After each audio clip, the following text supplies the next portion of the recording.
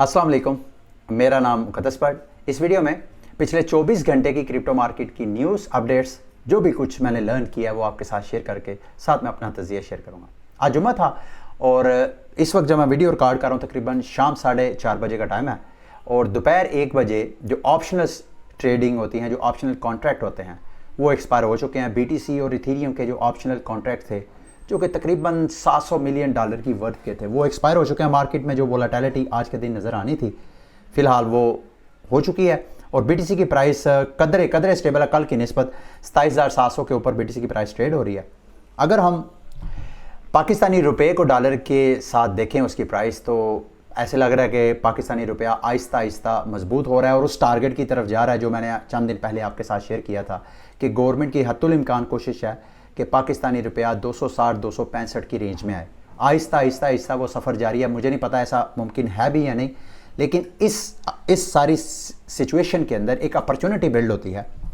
Google पे मैंने search किया 1 USD to PKR, तो रेट जो है इस वक्त 279 रुपया आपको गूगल में नज़र आ रहा है, जबकि P2P पे डॉलर की प्राइस और जो इंटरबैंक डॉलर की प्राइस है उसमें जो गैप था, जो चंद दिन पहले जब मैंने इस मौजू पे गुफ्तगू की थी उस वक्त तकरीबन 15 से लेके 18 रुपए का डिफरेंस था। अब ये गैप जो है आहिस्ता आहिस्ता श्रिंक होता जा रहा है, कम होता जा रहा है। इसके अंदर अपॉर्चुनिटी है।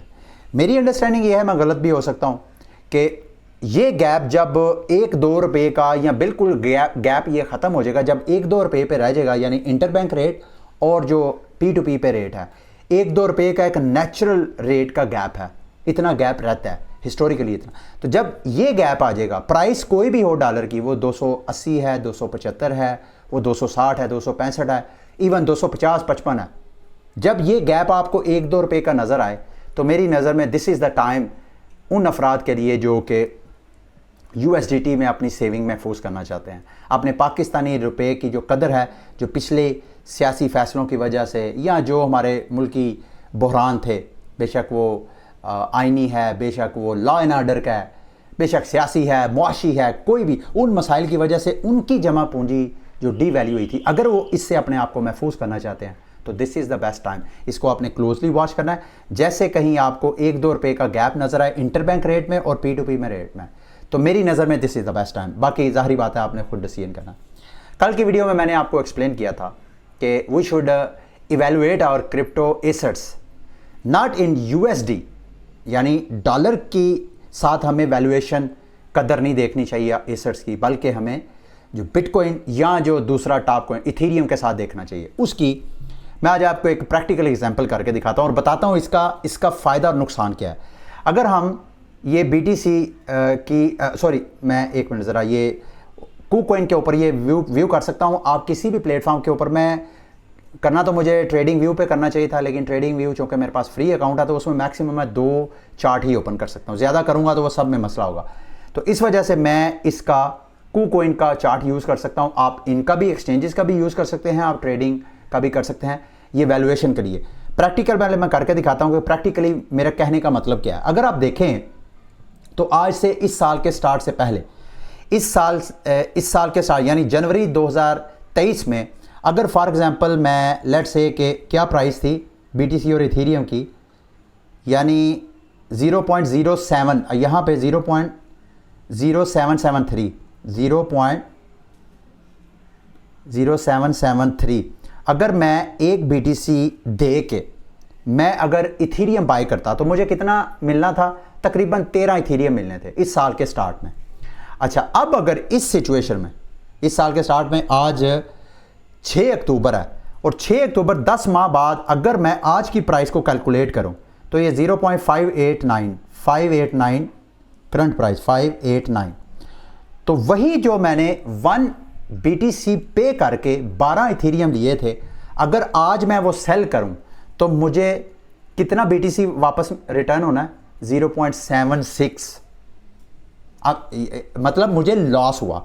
अगर हम इसकी डॉलर की वर्थ में वैल्यू देखें, यानी अगर मैंने BTC दे के इथेरियम लिया तो जब मैं इथेरियम सेल करूंगा इस वक्त तो मुझे तो नुकसान हुआ, क्योंकि मुझे BTC ज़्यादा मिलने की बजाय मुझे कम मिला। लेकिन अगर हम डॉलर की वैल्यूएशन करें, इथेरियम जो हमने 12 इथेरियम बाय किया था, ठीक है, अब उसकी हम डॉलर में वैल्यूएशन देखते हैं और हमें फिर मार्केट बताएगी और ये देखें यहाँ पे हमने बाय किया था इस साल के स्टार्ट में, बजाय इसके कि हमें इथीरियम में जो नुकसान नज़र आ रहा था, अभी भी हम 30% प्रॉफिट में हैं। यानी डॉलर की सूरत में हम प्रॉफिट में नज़र आ रहे हैं, लेकिन बीटीसी की सूरत में हम नुकसान में नज़र आ रहे हैं। तो जिस दिन हमने डॉलर की वैल्यूएशन की बजाय आल्ट कॉइन्स को बीटीसी, या जैसे मैंने आपको कहा था, ज़रूरी नहीं कि आप बीटीसी और इथीरियम पे ही आपको सारे आल्ट कॉइन्स के पेयर मिले। नॉर्मली होता यह है कि जिस चेन का कोई टोकन होता है उस चेन के साथ उसका पेयर लाजमी होता है। मिसाल के तौर पे बाइनांस स्मार्ट चेन के जो टोकन्स हैं उनका मोस्ट प्रॉबेबली यूएसडीटी के साथ तो होगा ही होगा, लेकिन बीएनबी के साथ भी आपको उसका पेयर मिल जाएगा। तो जब आपने कभी उन आल्ट कॉइन में सरमायाकारी करनी है तो आपने बीएनबी के साथ करनी है, यानी बीएनबी दे के आपने वो आल्ट कॉइन बाय करना है। तो आपने आपको ज़्यादा से ज़्यादा स्टेबल कॉइन से बाहर लेके आए। अगर आप स्टेबल कॉइन से बाहर लेके आएंगे तो पिछले साल जो उसका क्राइसिस हुआ था एल्गोरिथमिक स्टेबल कॉइन का, यूएसडी, लूना का, इस तरह के आप डी पैच के क्राइसिस से भी अपने आप को बचा सकते हैं और सही रियल। अच्छा, एक और एग्जांपल देख लेते हैं एडा की।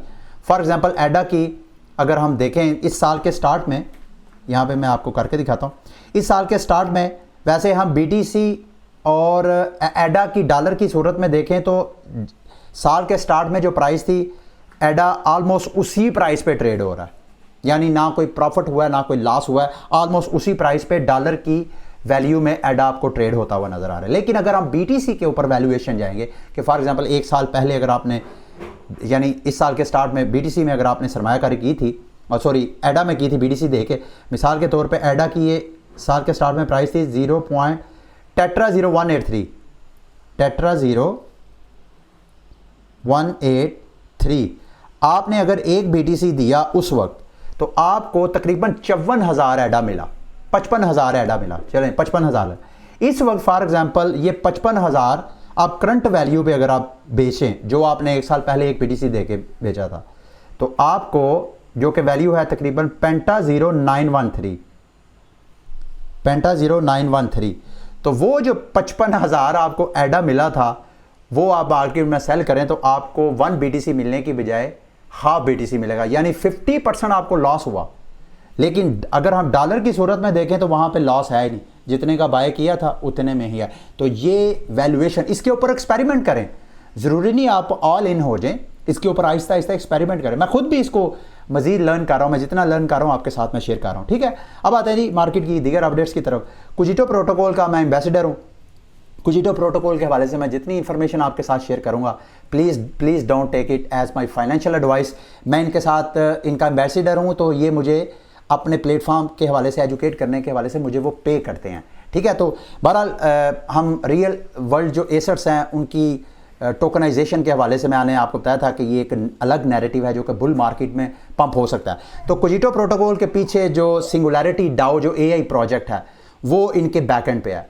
और अगर ये टोकनाइजेशन, जो कि ये देखें कुजिटो प्रोटोकॉल टोकनाइज ट्रेडिशनल फाइनेंसेस में से कौन कौन सी चीज़ों को ये टोकनाइज वर्जन करने का इरादा रखते हैं, अभी इन्होंने किया नहीं है। मेरा ख्याल है जिस दिन इन्होंने कोई भी किसी एक सैंपल को, किसी एक प्रोडक्ट को इन्होंने टोकनाइज करना है और इसके पब्लिक होना, तो इनकी प्राइस अच्छा खासा पंप कर सकती है। ये डिपेंड करता है अगर करेंगे तो ट्रेजरी बिल, जो यूएस ट्रेजरी बिल्स हैं, ग्रीन बॉन्ड्स हैं और दीगर इक्विटीज़ में स्टॉक एक्सचेंजेस भी हो सकते हैं, जो कमोडिटीज़ हैं वो भी हो सकती हैं, जैसे गोल्ड है, इस तरह की जो प्रोडक्ट, रियल एस्टेट वगैरह, इन सब को ये टोकनाइज करने के लिए इनके जो मुख्तलिफ एफ फंड्स हैं जिनको एक्चुअली इन्होंने टोकनाइज वर्जन है इनके, उनमें टी फंड मतलब ट्रेजरी जो फंड हो गए उसका ये होगा टोकन्स का जो नाम है, फिर जी फंड है, एक्स फंड है, फिर उसके बाद टाइमलाइन। वो कह रहे हैं जी कि ये देखिए for T fund and G fund we plan to launch it within next 2 month. अगले 2 माह के अंदर अंदर ये टी फंड और जी फंड जो है वो लॉन्च करेंगे।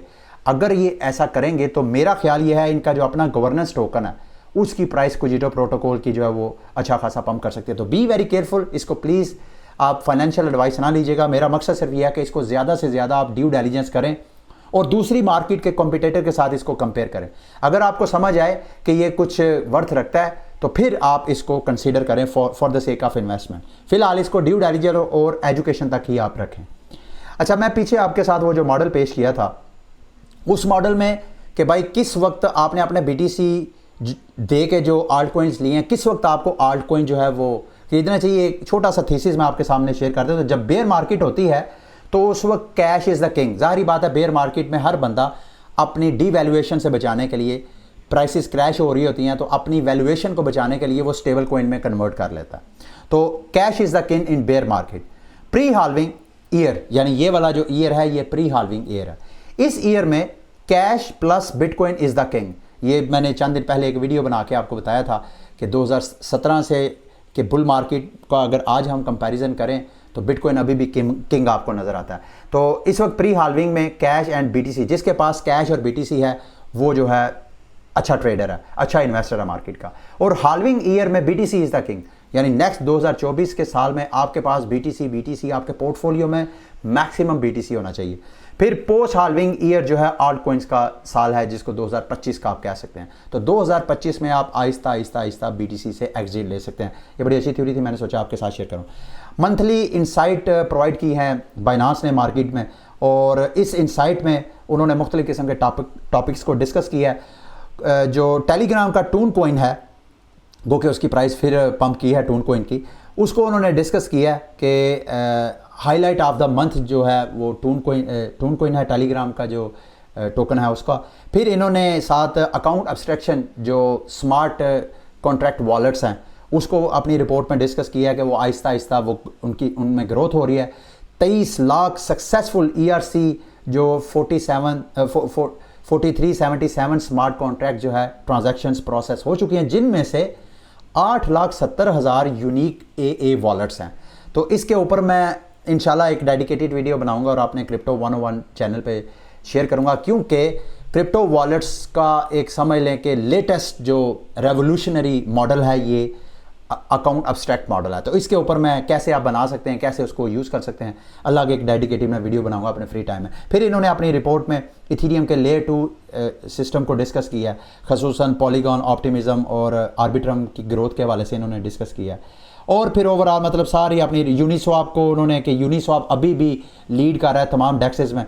यूनिस्वाप इथीरियम की फ़ीस का अभी भी जो बड़ा चंक है वो यूनिस्वाप की ट्रेडिंग की वजह से आ रहा है।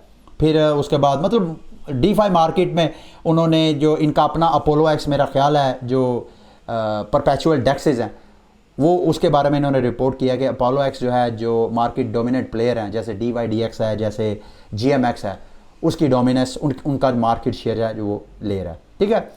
दूसरा बाइनांस अकेडमी ने एक learn and earn program start किया है, इसका लिंक मैं वीडियो की डिस्क्रिप्शन में दे दूंगा। आप यहाँ पे पोल्काडॉट इकोसिस्टम को लर्न करने के हवाले से यहाँ पे आप क्लिक करेंगे start earning by learning today, इसके ऊपर क्लिक करेंगे तो पोल्काडॉट के इकोसिस्टम के हवाले से कुछ ट्रेनिंग सेशंस होंगे, वो आप करेंगे तो आपको पोल्काडॉट टोकन जो है फ्री में मिलेंगे। तो आप यहाँ से इसको लर्न कर सकते हैं। बाइनांस की ICO के हवाले से जो मेन स्ट्रीम मीडिया फोर्ब्स उन्होंने रिपोर्ट किया है बाइनांस ने झूठ बोला है, उस बाइनांस का कहा जाता है कि झूठ पकड़ा गया। बाइनांस ने जो कोर्ट फाइलिंग की है, जो रिपोर्टिंग किया है, उसमें बाइनांस ने कहा है जी कि सन 2017 में इन्होंने जो अपने BNB टोकन की ICO की थी उसमें इन्होंने कोई 100 मिलियन के करीब जो है 100 मिलियन BNB टोकन जो है इन्होंने मार्केट पे सेल किए थे 15 सेंट पर कॉइन के हिसाब से, और मार्केट से इन्होंने $15 मिलियन जो है उसकी फंड रेजिंग की थी। जबकि फोर्ब्स ने अपनी इन्वेस्टिगेशंस उसके लिए इन्होंने 2 मुख्तलिफ ब्लॉकचेन फोरेंसिक फर्म्स की मदद ली है। उस फोरेंसिक फर्म्स की रिपोर्ट्स के मुताबिक फोर्ब्स का मानना यह है कि ये झूठ बोला इन्होंने। 15 मिलियन की बजाय इन्होंने 5 मिलियन से भी कम की जो है फंडिंग की थी। स्टार्ट में BNB जो है वो पहले इथीरियम का एक टोकन था, फिर बाद में इन्होंने अपनी बाइनांस ने अपनी चेन लॉन्च की और वहाँ से उधर ये शिफ्ट हो गया। ठीक है। टोन कोइन का मैं ऑलरेडी आपको बता दिया, टोन कोइन की प्राइस जो है कल से फिर दोबारा पंप हो रही है, और उसके पीछे इनकी एक पार्टनरशिप है जो मैं अभी आपको दिखाता हूँ। प्राइस जो है एन मुमकिन है फिर दोबारा ऊपर मजीद भी आपको पंप करते हुए नजर आए, क्योंकि यहाँ पे सपोर्ट से प्राइस जो है ऊपर पंप हुई है। देखिए यहाँ सपोर्ट को टच करके प्राइस ऊपर गई है। तो नेक्स्ट जो रेजिस्टेंस है $2.30 से लेके $2 अगेन 50-60 सेंट के करीब जाके नेक्स्ट 2 रेजिस्टेंस है। तो इनका अभी जो MEXC ग्लोबल एक्सचेंज है, उनके जो वेंचर कैपिटलिस्ट फर्म है उनके साथ इनकी पार्टनरशिप हुई है। उस पार्टनरशिप की वजह से करंटली आपको टोन कोइन की प्राइस जो है वो पंप होती हुई नजर आ रही है। अच्छा, आर्थर रेइस ने अगेन आर्टिकल लिखा है जी। उस आर्टिकल का मैं चाहता तो बड़ा डिटेल आपके साथ शेयर करता, लेकिन आर्थर रेइस का आर्टिकल मैं वीडियो की डिस्क्रिप्शन में आपके साथ शेयर कर दूंगा। मैं आपको रिकमेंड करूंगा इसका आर्टिकल लाजमी पड़ेगा। वैसे इसका आर्टिकल जो पुराना आर्टिकल है उसी से मिलता जुलता है, जिसमें इसने कहा था कि एआई जो है नेक्स्ट बुल रन में बहुत पार्टिसिपेट करेगा। उसमें बीटीसी को इन्होंने आर्थर एज ने डिस्कस किया था, लेकिन इसमें जो पिछले 2 दिन मैं इनकी ट्वीट्स वगैरह आपके साथ शेयर कर रहा था उसी को इन्होंने डिस्कस किया। इनका मानना यह है कि अमेरिका, जापान, यूरोप, चाइना ये आइंदा 2 से 3 सालों के अंदर खूब पैसा छापेंगे। जब खूब पैसा मार्केट में आएगा और साथ ये जो एआई है इसकी कमर्शलाइजेशन, यानी जो बड़ी बड़ी दुनिया की बिग टेक फर्म्स हैं, माइक्रोसॉफ्ट है, ये बड़ी बड़ी जो फर्म्स हैं, ये जब सरमायाकारी करेंगी तो फिर एआई फिर जो क्रिप्टो मार्केट जो है उसका बुल रन स्टार्ट होगा। और उसमें इस आर्टिकल में इन्होंने फाइल कोइन को बड़ा प्रोमिनेंट किया कि फाइल कोइन जो है ये जो एआई की कमर्शलाइजेशन, ये जो सर्विसेज होंगी इसमें फाइल कोइन के लिए बहुत पोटेंशियल है ग्रो करने के लिए। ठीक है। अच्छा, अगली मार्केट की अपडेट है जी, एसईसी ने इलन मस्क की ट्विटर अक्वायर करने के हवाले से इन्वेस्टिगेशन का आगाज़ कर दिया। यूके के हवाले से, यूके की एक थिंक टैंक है जी, उन्होंने यूके को एक तरह की सजेशन दी है कि केवाईसी के हवाले से आपकी जो पॉलिसीज़ हैं उसको थोड़ा सा आप लूज़ करें। अगर आप लूज़ करेंगे तो अमेरिका से जो वेब3 बिजनेसेस आउट हो रहे हैं, आप उन सारे बिजनेसेस को कैप्चर कर सकते हैं, क्योंकि ये एक जस्ट सजेशन है, ज़रूरी नहीं यूके के जो पॉलिसी मेकर हैं इसको फॉलो करें। OKX के एग्जेक्टिव ने कहा जी केवाईसी जो है वो रियल कैपिटल जो है वो क्रिप्टो में लेके आएगा। ये बात बिल्कुल सही है। अगर केवाईसी होगा तो जो बहुत से ऐसे इन्वेस्टर्स हैं वो एतमाद के साथ एक रेगुलेटेड प्लेटफॉर्म के साथ करेंगे। इन अदर वर्ड्स OKX के एग्जेक्टिव कहना चाहते हैं कि केवाईसी इज़ गुड। केवाईसी किसी हवाले से दुरुस्त भी है, लेकिन जब केवाईसी हो जाती है तो इसका मिस यूज़ भी हमारे रेगुलेटर्स पॉलिसी मेकर्स कर सकते हैं। ये सिर्फ हमारे मुल्क का मसला नहीं है, जो मॉडर्न कंट्रीज़ हैं वहाँ के जो लोग हैं, शहरी हैं, वो भी इस केवाईसी से जान छुड़ाते हैं, क्योंकि जब पावरफुल लोगों के पास आपका सारा डाटा, सारी इन्फॉर्मेशन आ जाती है तो वो उसका किसी भी वक्त मिस यूज़ कर सकते हैं। केवाईसी जो है इलीगल एक्टिविटीज़ को रोकने के लिए तो एक बेस्ट ऑप्शन है, लेकिन जो सही लोग हैं उनको स्नब करने के लिए, उनको दबाने के लिए ये केवाईसी जो है ये एक टूल के तौर पे यूज़ हो सकती है। अलमेडा के हवाले से अजीब अजीब बातें आ रही हैं, ट्रायल चुके चल है।